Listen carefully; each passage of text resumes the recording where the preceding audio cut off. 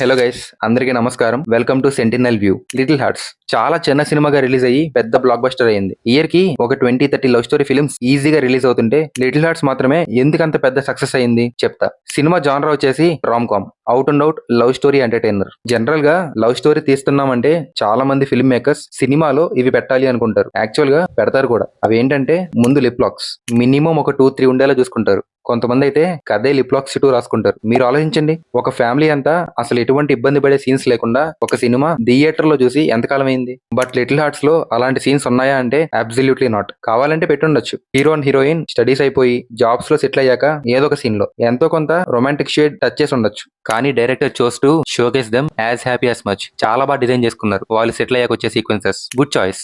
Next, ఒక పక్కా Telugu film format లో design చేసుకునే 3-4 అవుట్డోర్ సాంగ్స్. సీన్ కి సింక్ అయినా అవ్వకపోయినా హీరో హీరోయిన్ ఒక హై మూమెంట్ లో దగ్గరయ్యారు అంటే ఒక అవుట్డోర్ లొకేషన్ లో సాంగ్ పడాల్సిందే. బట్ లిటిల్ హార్ట్స్ లో వచ్చే సాంగ్స్ అన్ని బ్యాక్గ్రౌండ్ లో స్టోరీని ముందుకు తీసుకెళ్లేవే ఉంటాయి. Again good choice. నెక్స్ట్, ఒక rom com or love story తీయాలి అంటే కాస్ట్ అందరినీ బయట నుంచి తీసుకొస్తున్నారు to expand span of the film, which sometimes feels like artificial. In fact మన తెలుగు నేటివిటీ మిస్ అవుతుంది మూవీలో. నాకు ఎప్పటికీ అర్థం కాదు రాధేశ్యామ్ లో ప్రభాస్ గారి మదర్ క్యారెక్టర్ కోసం ఈవెంట్ ఎందుకు పెట్టారా అని. Literally zero impact. కానీ లిటిల్ హార్ట్స్ లో మీరు చూసుకుంటే మాక్సిమం అందరూ మనకి నోన్ ఫేసెస్. హీరో పేరెంట్స్ దగ్గర నుంచి హీరోయిన్ ఫ్యామిలీ దాకా. సో సినిమాలో ఆ క్యారెక్టర్స్ నవ్వినా ఏడ్చినా ఏ ఎమోషన్ చూపించినా ఎంతో కొంత కనెక్ట్ అవుతాం.